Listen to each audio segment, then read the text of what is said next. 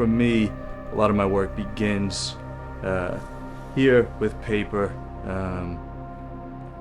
drawing things that might not necessarily be more or less blueprints for sculptures, but just, you draw one line and it has a sort of soul, and then depending on that shape of that line, it determines the next one and the next, and then from there you just, you're following this thing that's more or less unveiling itself, and if you can pay attention to that, then hopefully you end up with something that that looks right.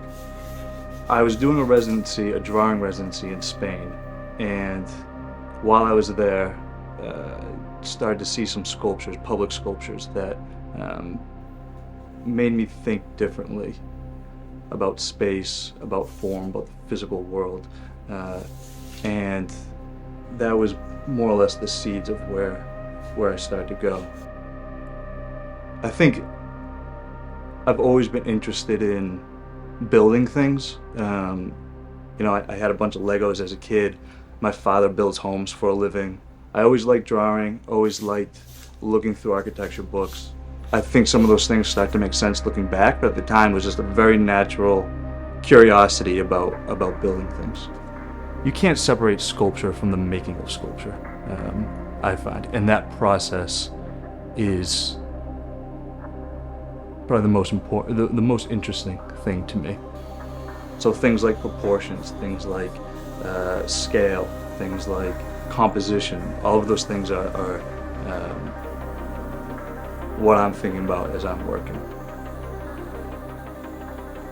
There are a lot of, I've used the word synchronicities going on with that work, where it deals with equilibrium, but it's also looks like it's about to fall over. It's coming off of the ground, but obviously there's those two horizontal pieces that almost look like they're floating. They don't even have a sense of gravity to them. Kind of playing with structure versus something falling apart, trying to capture that moment maybe in between them. I would like to think that my work poses more questions than answers.